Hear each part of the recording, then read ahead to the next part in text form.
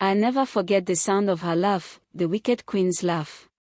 It echoed through the palace like a storm that never ended. Every time I hear the wind howl at night, I remember it. It all started in a peaceful kingdom, deep in the heart of Yoruba land. The people were simple, living in harmony with the land and the spirits.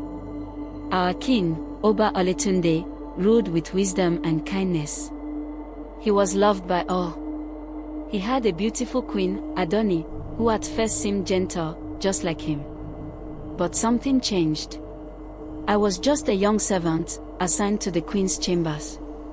My job was simple: bring her food, make sure her rooms were tidy, and keep out of her way.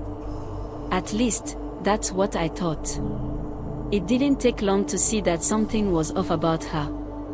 The queen had this strange presence about her, cold, empty eyes that never seemed to look at anyone directly. But it wasn't just the way she looked at you. It was the way she spoke to the people. Her voice was smooth, but there was something in it that made your skin crawl, like she knew things she shouldn't. Things she wasn't supposed to know. One night, I was cleaning the hall outside the queen's room when I overheard her talking to the king. They were arguing, but in a low, controlled tone. I couldn't hear every word, but I caught bits of it. "You promised me, Oletunde," the queen said, her voice cold. "You promised me power." The king's voice was softer, pleading. "Adunni, this is not what we agreed on. You have the people's trust. You have my heart. What more do you want?" Then, there was silence. I should have turned and run, but something made me stay. The queen's next words chilled me to the bone. "I want what's mine. I want their souls. All of them." I was frozen. I didn't understand. What did she mean by her souls? Was she talking about the people? I didn't know, but I was too afraid to move. The next morning, I woke up to screams. I rushed to the palace courtyard, and the sight I saw will haunt me forever. People were lying in the dirt, their faces twisted in fear and pain, their bodies stiff as if they had been drained of life. I saw the queen standing at the edge of the crowd, her hands raised to the sky. Her laugh, dark and chilling, echoed through the air. And for the first time, I saw it, the dark magic in her eyes.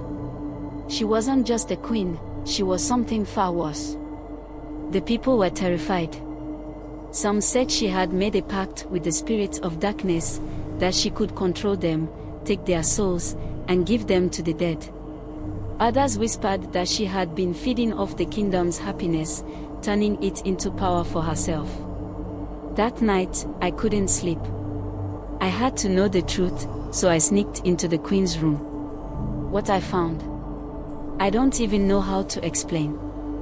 There were strange symbols drawn all over the walls, made with what I can only hope was chalk, but it looked too dark to be chalk. The air felt thick, like it was pressing down on me. In the middle of the room, the queen was kneeling, whispering to something in the shadows. I couldn't see it, but I felt its presence, cold and evil, like the air around it had a life of its own. As I stood there, watching her, she suddenly turned. Her eyes, those eyes, were different now, glowing with a light I'd never seen before. "You shouldn't have come," she said, her voice soft but with an edge of something I couldn't understand. I ran. I didn't stop until I reached the farthest corner of the kingdom. I could still hear her laugh, even then. The next morning, the king was gone. Some said he had fled, others whispered that the queen had taken him too. And the kingdom? It was never the same. People were afraid to speak of her, but everyone knew the truth.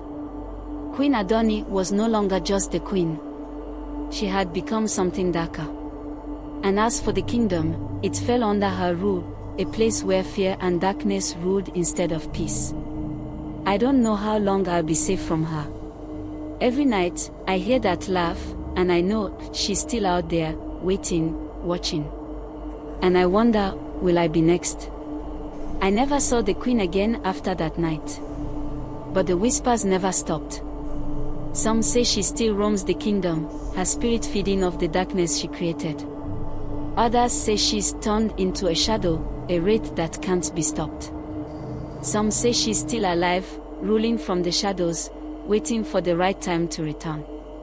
The kingdom, once filled with joy and laughter, is now a place where silence hangs heavy in the air. People speak in hushed voices, afraid to make a sound that might attract her attention.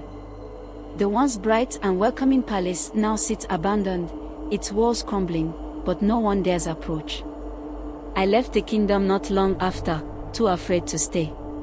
But every now and then, when the wind howls just right, I hear her laugh again, echoing from the ruins. It's the kind of sound that freezes you in place. It's the kind of sound that reminds you, some evil never truly dies. I can only hope that wherever she is now, she's forgotten about me. But I know better. I know that the queen's hunger, her thirst for power, will never be quenched. And I know she will come back, someday, for those of us who survived. Maybe I'll be ready. Maybe not. But I'll never forget the warning I heard from the elders before I left.